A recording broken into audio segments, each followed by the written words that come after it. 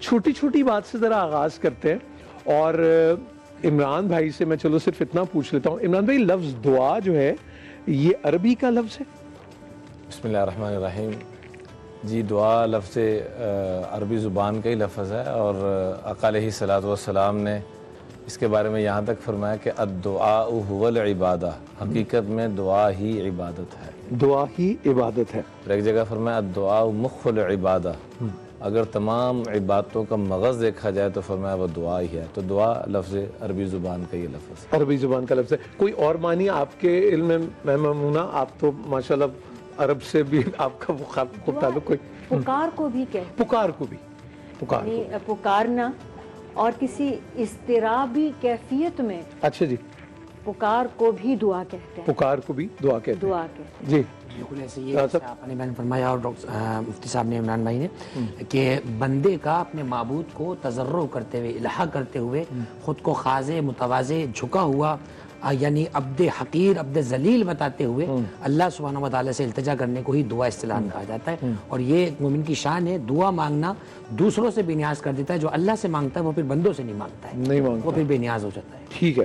تو اس کا مطلب ہے ویسے ہی اگر ہم ویسی سر رائے ہم کہیں کہ اگر ہمارے جو مالی مسائل ہیں اور ہم IMF سے مانگتے ہیں تو ہمارے مسائل کچھ اور ہیں، اگر یہ ہم کہہ سکتے ہیں نا؟ ویسے اگر صحیح معنی میں اللہ سے مانگا ہو، اس کی تعلیمات پہ عمل ہو، تو مسائل حل ہو جائیں گے. مسائل حل ہو جائیں گے. واہ واہ. دیکھیں یہ سوال اب اٹھتے ہیں، یہ سوال اب بچے بھی پوچھتے ہیں کہ بھئی آپ یہ کہتے ہیں تو بتائیں کہ اس کا کیا صورت احوال ہے.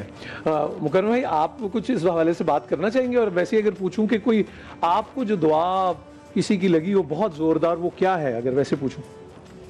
جی بالکل، دعا التجا بھی ہے، التجا بھی ہے، اور صدا بھی ہے، صدا بھی ہے، پکار بھی ہے، اور پکار بھی ہے. اور ہم تو خیر منظوم ہی کچھ آج اگر دعا کا جو ہے موضوع ہے تو انشاءاللہ منظوم کچھ دعائیہ جو ہے وہ کلمات سے ابتدا کر لیں گے. اور آپ نے فرمایا کہ زبردست دعا، تو زبردست دعا تو سمجھ لیجئے جب میں پیدا ہوا تو میری جو والد کے جو ممانی تھی وہ مکۃ المکرمہ میں تھی. اللہ اکبر.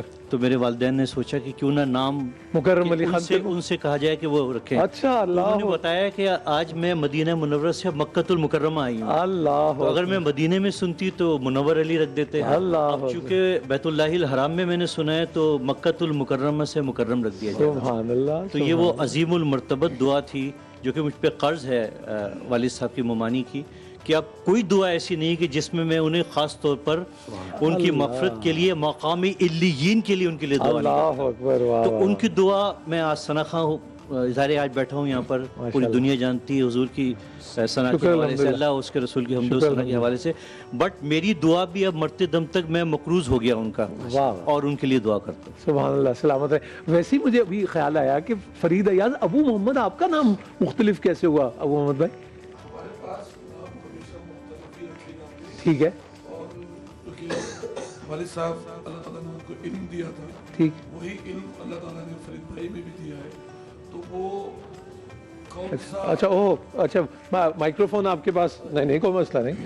یہ دیکھیں نا، یہ تو کنگن کو آرسی کیا. چلے جی، کون سا نام؟ ہاں بات آپ کہہ رہے تھے کہ نام مختلف ہی ہوتے. جی نام جیسے فرید بھائی کا نام غلام فرید الدین ایاز الحسینی تھا. اچھا جی. اچھا. ارے اچھا. تو میں نے چونکہ وہ کوئی صاحب کہتے تھے یہ تو جامی صاحب کا آدھا مصرع ہے. ٹھیک ہے ٹھیک ہے ٹھیک. تو ہم نے جب میں نے اختصار سے کام لیا تو میں نے ان کو فرید ایاز بابا سے گزارش کی کہ اس کو ایسا رکھ لیں ہم، کیونکہ نسبت تو غلام فرید ان کی بابا فرید رحمۃ اللہ علیہ. جی جی جی جی. میرا نام بابا نے ابو محمد المتمم رکھا تھا. ٹھیک ہے.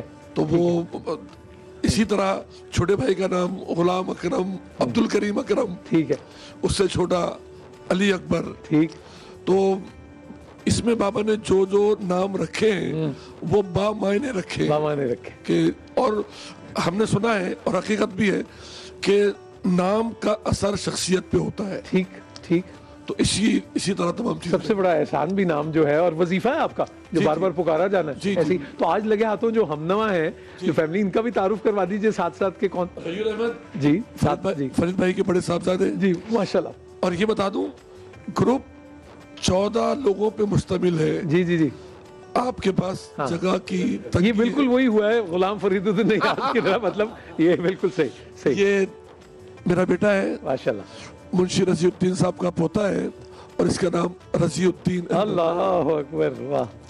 और ये वजीउद्दीन हैदर है, सही, फरीद भाई के पोते सही, हैं, और ये मुइजुद्दीन के सही, साहबजादे हैं। सही, ये मुबारक हसन हारिस तबले पे ढोलक पे है, ठीक। फरीद भाई के नंबर 3 है ये। ठीक, और ये मोहम्मद अली है, मेरे भतीजे भी होते हैं और फरीद भाई के दामाद भी। ठीक, ठीक, ठीक, वाह। बाकी सब घर पर। सलामत रहे, सलामत रहे। मुझे याद आ गया हमारे भाई दोस्त हाफिज अमीनुद्दीन, अल्लाह ताला करवट करवट जन्नत नसीब करे, क्या खूबसूरत किरात करते थे और हमने बचपन में नमाज उनके पीछे पढ़ी तो वो याद आता है। उन्होंने अपने पोते का नाम अपने वालिद गिरामी के नाम पे रखा, तो फिर वो उनको वालिद साहब ही पुकारते रहे, कहने लगे मैं तो सुए दब्बे कह ही नहीं सकता। तो मैं भी सोचा था कि आप वो रजीउद्दीन को कैसे वो एक कोई एहतराम में एक हो जाता होगा। मैं खातिन और हज़रात, ये जो बात हम कर रहे थे वो सिर्फ ये है कि अब कुछ सवालात उठते हैं। सवालात ये उठते हैं कि कैसे आप दुआ के लिए क्वालिफाई करते हैं। जैसे मैं उन्होंने कहा पुकार, हमने सुना सैयद सरफराज अहमद शाह साहब से कि टूटे हुए दिल की सदा दुआ, तो फिर लगा कि वो जो दिल तोड़ने वाला है वो भी मुंह से नहीं हुआ कोई, कि जो आपका दिल ही तोड़ दे और आपको ऐसे आप हर्ट हों कि वो आपको अल्लाह से मिला दे। तो फिर वो वाइज का वो भी ख्याल आ गया जो मौलाना जलालुद्दीन रूमी की ने हकायत में कहा कि वो सारा सामान जो है वो तबाह हो गया, बर्बाद हो गया, और वो एकदम दुआएं देने लगे अपने वो जिनके हाथों लूटे। तो उन्होंने कहा भाई उनको दुआएं दे रहे हो क्या, ज़हनी हालत ठीक है? उसने कहा इन्होंने ही तो मुझे रब से मिलाया, उससे पहले तो गाफिल ही था मैं। तो फिर ये क्या रमज़ है, इसको जानेंगे इंशाल्लाह। एक वक्फे के बाद आपकी खिदमत में हाजिर हो रहे हैं। अल्लाह ताला हम सबको इस दुआ के हिसार में रखे।